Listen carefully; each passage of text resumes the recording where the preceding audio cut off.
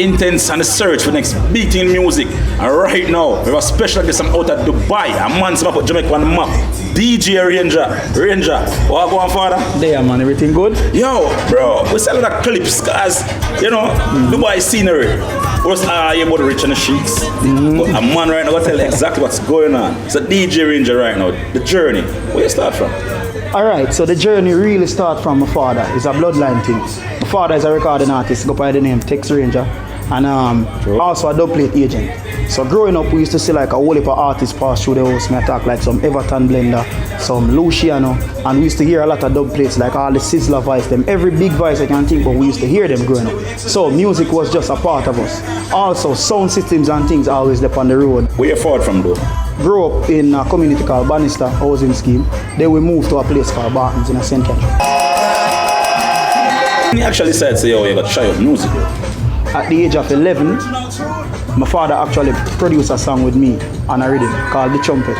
And that was my first time like doing music where we used to make like some dub plate money and make money off of music as a youth. So you have a song out right now? I have a song, but that long time thing that we can't even find a recording no more. You start DJing, like how that start off? Alright, so it started off in 2008. So apparently one of my cousins him get a computer via with auntie, and we put this software on it called Hot Studio.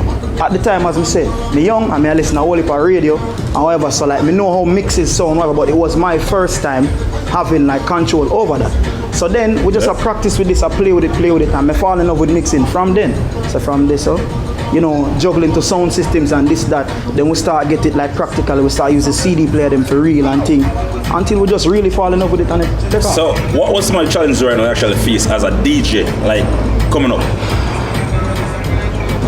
Alright, some people might feel a way about this, but access was a big thing. That was a big challenge. Like for example, remember I'm a cousin laptop computer, so if I want to use that, I need to wait for theme time, I need to finish him homework, whatever. Then even we move from that stage to the next stage, we'll move to like the CD players and so on. Me never have that, so me have to go and wait until a man and him sound or whatever turn on the sound, or wait until we're there road so me can use it or borrow it or whatever. So me never really have my own thing there. So you speak of love for music as a teenage growing up, right?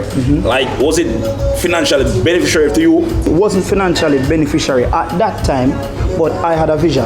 I knew what I wanted, you feel me? So I know after the thing blew up to a certain extent, everything going good. But at that time it wasn't so easy, because imagine you out to play with a sound from 5 p.m. until 4 a.m. in the morning. And then when you done a man and you like a $2,000 or $1,000 or $5,000 max, as I like. Yeah, you're upcoming. That don't make no sense. Yeah, but as me say, we used to see a lot of people like on TV, this and that, and it just made sense because we know what you can get from this if you're consistent and if you keep on do it and do it properly. So Ranger, you mentioned love for music though, but what did you do different? Because we see big waves in Dubai, bro. Where did different as a upcoming DJ when I make no money for it, for reach at a stage like that though? Alright, so you know, we need a stable income. So I did a study and I go study culinary at the HCHS in Runaway Bay. What people call the Runaway Bay art now. Well, back then, yeah, so at that time, I finish my course, whatever, do some higher level and start a job as a chef, or as a cook to a chef. And we used to juggle like, so go school in the day, whenever I do the higher level, then work too, and then in the night you go play whatever song you play.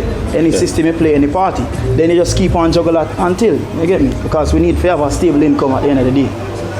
From Jamaica to Dubai though, like the journey, you reach Dubai. It's a funny thing because one day I'm there at work and my boss pull up to the room and like she was like, hey, you want to go to Dubai? Just like that. Richie, what you would answer that and say like if somebody come up to you and ask you if you want to go to Dubai? Rich, hi. Yeah. So my answer to her was, literally my first thing, I say just give me a day. Give me a day and I tell her the answer tomorrow. And reach Dubai? Reach Dubai, Bridget. So the answer obviously was yes. Reach Dubai. Yeah, man. So what was the scenery like? You just jump to Dubai now and you have music in your mind, you had the chef work, what? So reach Dubai now, remember, the fire still in my chest for what I do. So while I work again, as I say, if you work a night shift and you have a day gig, they take that.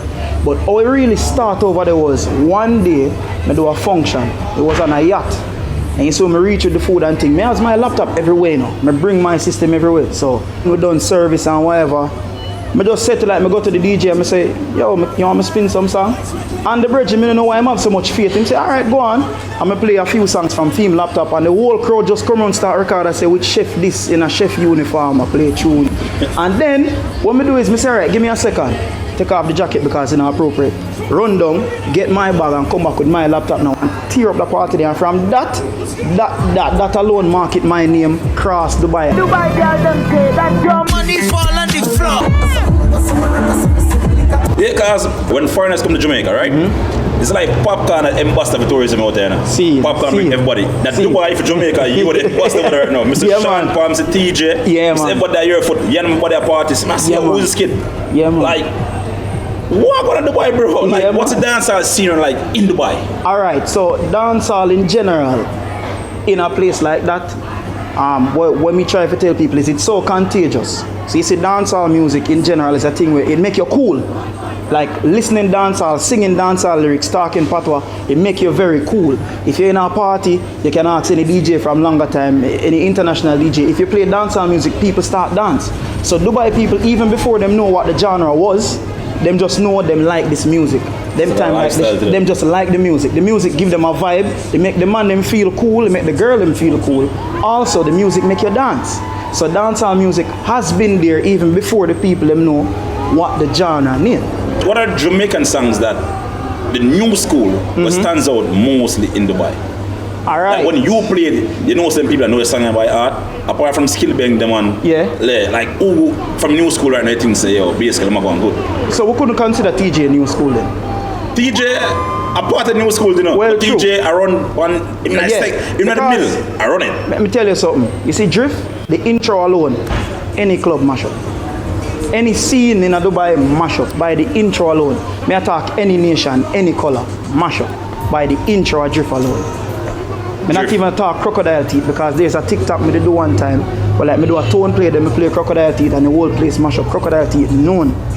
So Drift, Crocodile Teeth, V6. So what about the likes of like Craft them, the Skank them, the Pablo YG, Alright. the Jashi? You have so many right now. Big up Jashi. Jashi did have a great time there because Jashi also have an international market of people from the States, Canada, the UK who listen and these people are there. So these people know the music and they keep playing it around them friends, whatever. So that's how people like this get a thing. Also, we are the ones playing this music over and over again, forcing it on them, especially in the Jamaican type parties. So them people here, them hear the music over and over again, them shazam it, them find it, and as me say, it's a music, our thing make you look cool. A man right now that mid-side, you're in Dubai, you're in Emirates, you've seen what's going on.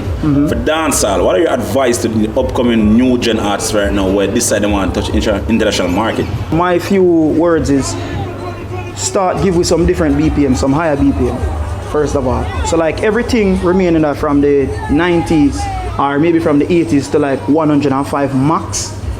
We need back some more 120, some more 115 and so on because we need some more energetic music, cool.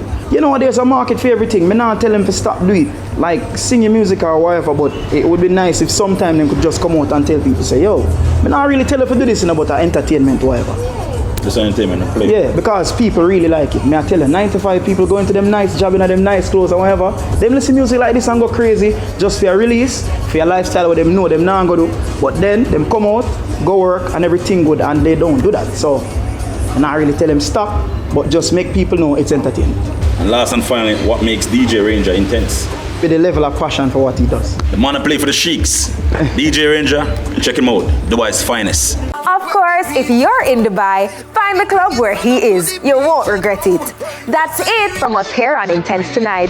Love to Ultra Intense fans. Thanks for the support always. Roses Couture, love the look tonight. Remember to follow them on IG at Roses Couture 1. Until next time, I'm Talia, TVJ Intense.